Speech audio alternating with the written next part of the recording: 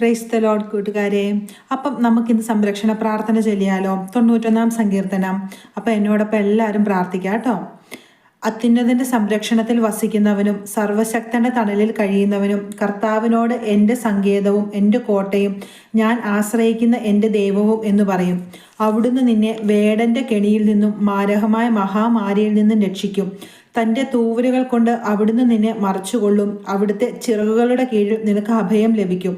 അവിടുത്തെ വിശ്വസ്തത നിനക്ക് കവചവും പരിചയം ആയിരിക്കും.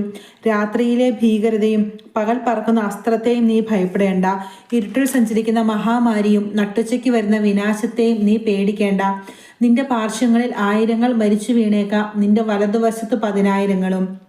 എങ്കിലും നിനക്കൊരനർത്ഥവും സംഭവിക്കുകയില്ല. ദുഷ്ടരുടെ പ്രതിഫലം നിന്റെ കണ്ണുകൾ കൊണ്ട് തന്നെ നീ കാണും. നീ കർത്താവിൽ ആശ്രയിച്ചു, അത്യുന്നതനിൽ നീ വാസമുറപ്പിച്ചു. നിനക്ക് ഒരു തിന്മയും ഭവിക്കുകയില്ല, ഒരനർത്ഥവും നിന്റെ കൂടാരത്തെ സമീപിക്കുകയില്ല. നിന്റെ വഴികളിൽ നിന്നെ കാത്തുപാലിക്കാൻ അവിടുന്ന് തൻ്റെ ദൂതന്മാരോട് കൽപ്പിക്കും. നിന്റെ പാദം കല്ലിൽ തട്ടാതിരിക്കാൻ അവർ നിന്നെ കൈകളിൽ വഹിച്ചുകൊള്ളും. സിംഹത്തിൻ്റെയും അണലിയുടെയും മേൽ നീ ചവിട്ടി നടക്കും. യുവസിംഹത്തെയും സർപ്പത്തെയും നീ ചവിട്ടി മെതിക്കും.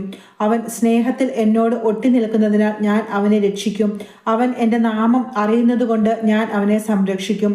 അവൻ എന്നെ വിളിച്ചപേക്ഷിക്കുമ്പോൾ ഞാൻ ഉത്തരമരുളും.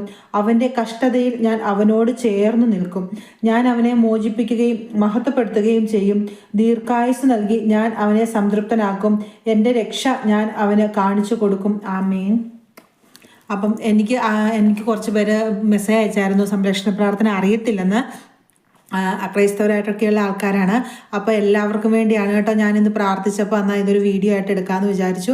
അപ്പോൾ എല്ലാവരും ഈ സംരക്ഷണ പ്രാർത്ഥന എന്നും ചൊല്ലുന്നത്, നമ്മൾ പോലും അറിയാത്തൊരു സംരക്ഷണം നമ്മുടെ കൂടെ ഉണ്ടായിരിക്കും. നമുക്ക് വേറെ ആരും വേണ്ട, ദൈവത്തിൻ്റെ സംരക്ഷണം ഉണ്ടെങ്കിൽ പിന്നെ നമുക്ക് വേറെ ഒന്നും വേണ്ട. ആ ഒരു ദിവസം എത്ര ബുദ്ധിമുട്ടുള്ള ദിവസമായിരിക്കും ആണെങ്കിലും നമുക്കത് അനുഗ്രഹപ്രദമായിരിക്കും.